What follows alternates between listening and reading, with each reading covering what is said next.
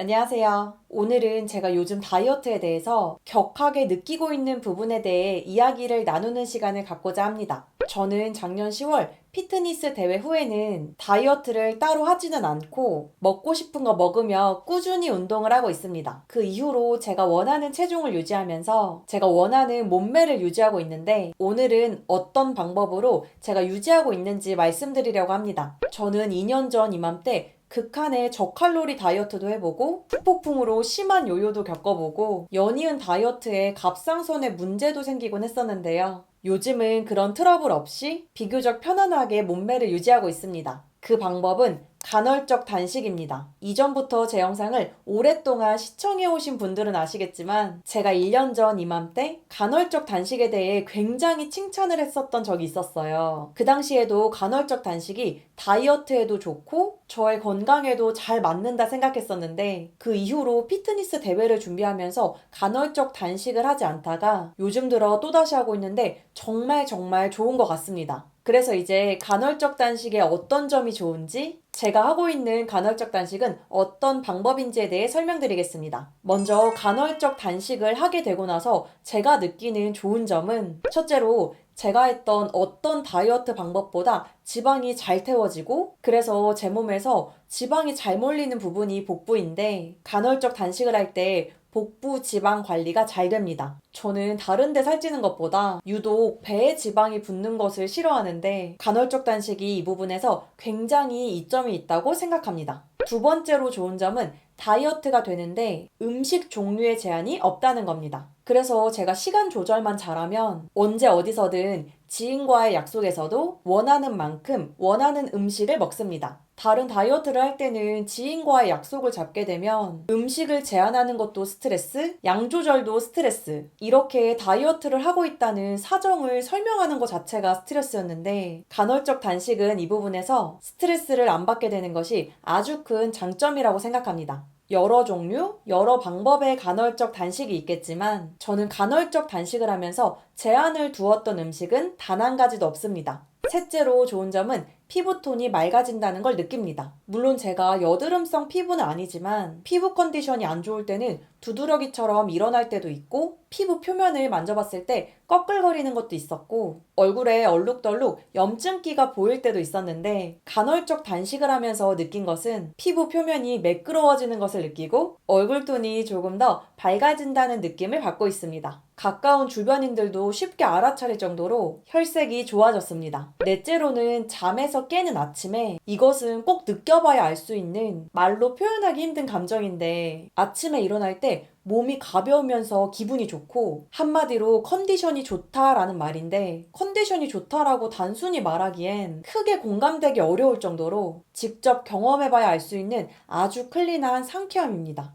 하루의 시작이 기쁩니다. 다섯 번째로는 다이어트라는 게 가장 어려운 부분이 지속성인데 간헐적 단식은 다이어트 방법 중 지속성 부분에서 가장 쉬운 다이어트 방법이라고 생각합니다. 간헐적 단식 방법은 수년간 아주 오랜 기간 유지하고 계신 분들이 많습니다. 이렇듯 오랜 시간을 유지할 수 있듯이 크게 어렵지 않습니다. 오히려 이 간헐적 단식 생활에 적응하신 분들은 간헐적 단식을 유지하지 못할 때 오히려 불편함을 경험하시는 분들도 있습니다. 그만큼 이 방법은 유지하는 것이 쉽다는 게 장점입니다. 그럼 제가 하고 있는 간헐적 단식 방법을 설명드리겠습니다. 간헐적 단식은 말 그대로 일정 시간 동안 단식, 즉 공복을 유지하는 거죠. 그래서 간헐적 단식에는 여러 가지 방법들이 있습니다. 하루 24시간 중 12시간을 공복을 유지하고 남은 12시간 동안 음식을 섭취하는 방법 또는 16시간 공복 유지, 8시간 음식 섭취, 20시간 공복 유지, 4시간 음식 섭취, 1일 1식 등 다양합니다. 저는 16대 8 방법의 간헐적 단식을 주로 했습니다. 이때 저는 일반적으로 식사 시간대를 오후 12시에서 오후 8시로 설정했고 오후 8시부터 다음날 낮 12시까지는 공복 상태를 유지했습니다. 그리고 보통 밤 12시, 1시 사이에 취침을 했습니다. 하지만 매일 이렇게 하진 않았습니다. 먼저 이렇게 간헐적 단식을 하게 되면 밤에 배고프지 않을까 생각하실 수 있는데 실제로 밤에 배고픈 시간은 거의 없습니다.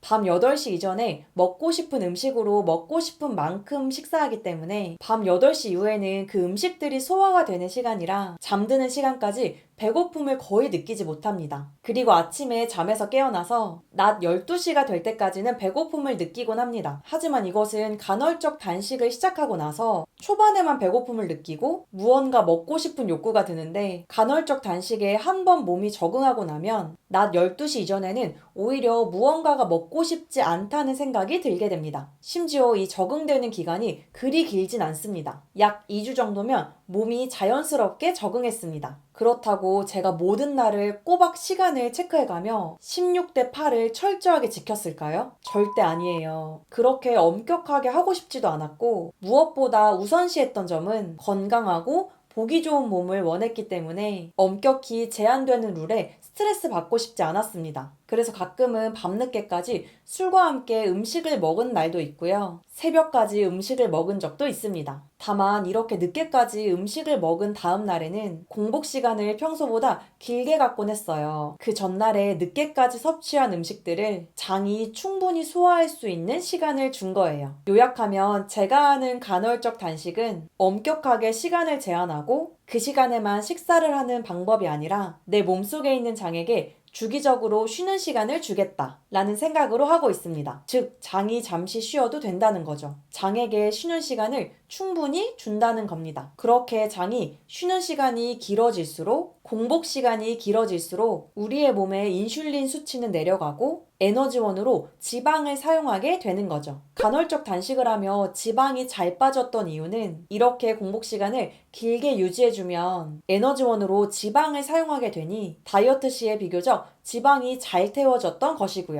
다양한 다이어트 방법, 개개인마다 다른 신체의 특성 등을 가지고 있지만 제가 단 한 가지 확신하는 점은 분명히 우리의 장은 쉬는 시간이 필요하다는 것입니다. 저는 이것의 목적이 다이어트뿐만 아니라 우리가 건강하게 살아가는데 필수 중에 필수라고 생각하고 있어요. 게다가 체중 관리는 덤으로 따라오고요. 긴 기간이 아니더라도 짧게나마 간헐적 단식을 해보시면 건강상의 이점이 있으실 거라 생각합니다. 이것은 짧은 기간이지만 장에게 잠시 휴가를 줬던 것이니까요. 물론 간헐적 단식을 하실 때 공복 시간 외에는 충분히 영양소를 골고루 섭취해 주셔야 합니다. 공복 시간을 길게 가져가고 나서 음식을 섭취할 때 영양소가 결핍되면 다이어트가 되기야 되겠지만 건강상에 큰 영향을 끼칠 수 있으므로 꼭 음식을 섭취하실 때는 충분한 영양소를 섭취하시기를 바랍니다. 저는 앞으로도 간헐적 단식을 병행하며 체중 관리와 건강 관리를 하려고 합니다. 현재는 16시간의 공복 상태를 유지하는 일반적인 16대 8의 간헐적 단식을 했지만 추후에는 20시간, 더 나아가 때로는 24시간 단식 등 장에게 쉬는 시간을 더 길게 줘보기도 하고 그 후에 느낀 점들 또한 영상으로 제작하여 공유하도록 하겠습니다. 오늘의 영상은 여기까지입니다. 오늘도 저의 영상을 시청해주셔서 감사합니다.